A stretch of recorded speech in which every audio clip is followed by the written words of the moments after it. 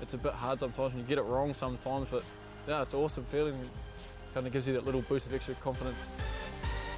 If you can beat a man and he can still catch you, there's no point of having the step, so you've got to have that little explosive 10 metres to get past him and get into that gap. It's not all God-given though, there's lots of hard graft too. And even for the brightest talent on the Sevens pitch, still lots to learn from the old-timers. Yeah, no, it's awesome having Tamasi there. He's one of the greats of the game and he likes to pass on his knowledge, and it's awesome just learning under him. Oh, what a step. Fabulous. You won't see a better step than that. Watch the footwork.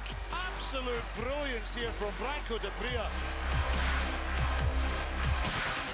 South Africa's own jack-in-a-box is one of the best in the business.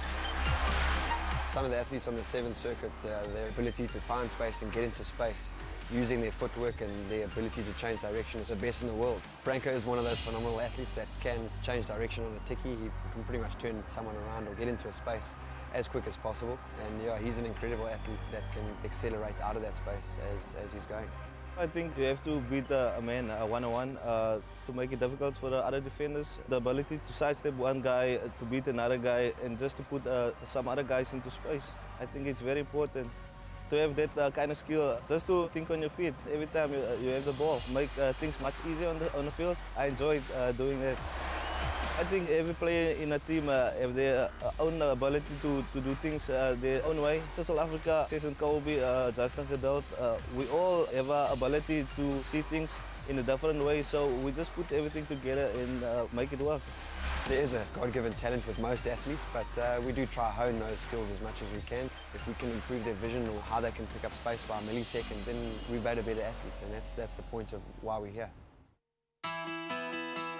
With every marginal gain more crucial than ever, some of the coaching methods are also breaking with convention.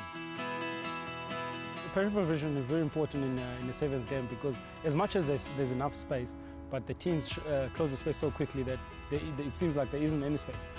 So by doing those kind of exercises with the juggling, it just gives them a bit more things to focus on. They're learning quite quickly, and I think definitely going to Sevens, you can definitely use your peripheral vision a lot more than the norm. In business, there's a saying, it's not about the big eating the small, it's about the fast eating the slow. And in Sevens, it's so important. It's just a sudden, change in body movement that's really giving you the edge. Nowadays, with Sevens becoming so competitive, it's not about getting the big players. It's really about the simple things, that's going to make the difference. And in that lies, the elusiveness and changing direction when anyone else is not expecting it. We have a specialist coach back in Kenya, and his only task is to making sure that he's instilling the agility in the players, making them more elusive, and that they can power through the contact.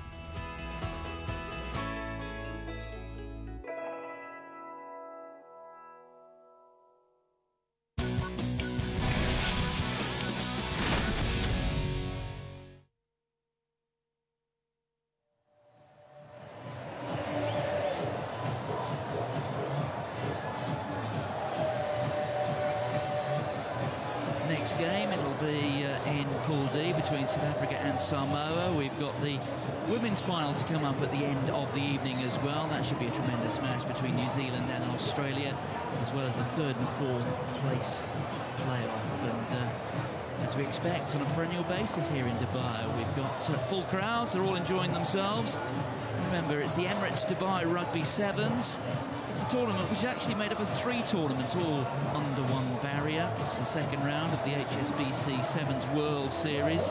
It's the first round of the IRB Women's Sevens World Series. And then, of course, we have the Invitation Tournament. 213 teams participating in that, more than 3,000 players. So we focus on games that are going on here in the main stadium, but there are other pitches around in all 4 corners of this complex, about 40 minutes or so out of the centre of Dubai. And it's a real family event, and that certainly is the organisers of it are placing special emphasis on that this year, encouraging the supporters to get their game face on, as they say, let their hair down, stand out among the crowds, come in fancy dress, and turn this 2013 Emirates Dubai Rugby Sevens into the biggest party the tournament has ever seen. And on the evidence of this, the second day, they're certainly doing that. We have got a parade to celebrate why we're here. That starts in the next couple of minutes' time.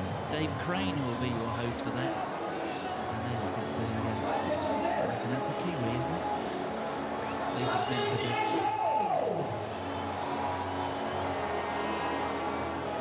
Yes, it's a part of the world which attracts people from all four corners of the globe.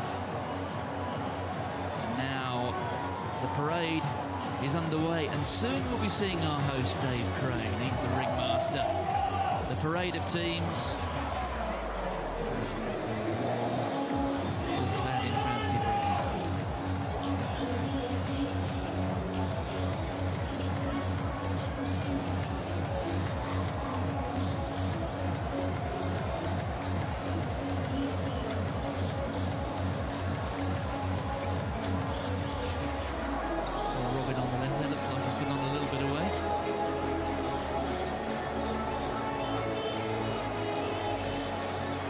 Scott Hastings.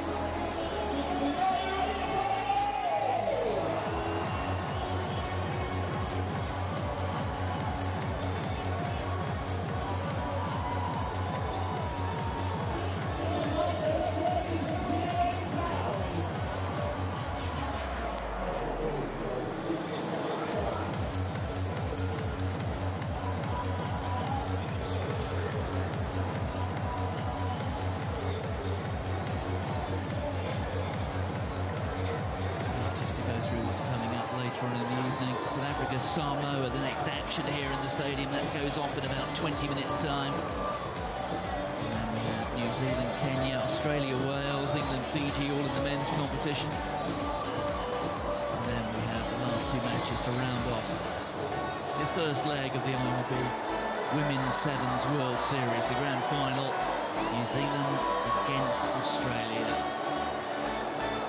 It's the second of the 3 days. Men taking centre stage tomorrow.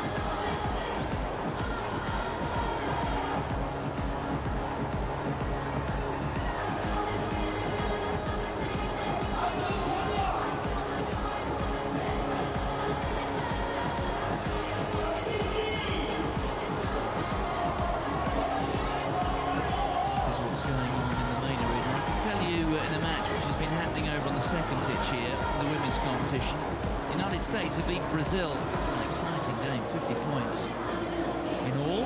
The USA getting 26 of them, 26-24. So that means that the Americans finished 7th overall, with Brazil, who was seeded 8, coming into the quarterfinals, finishing in 8th place.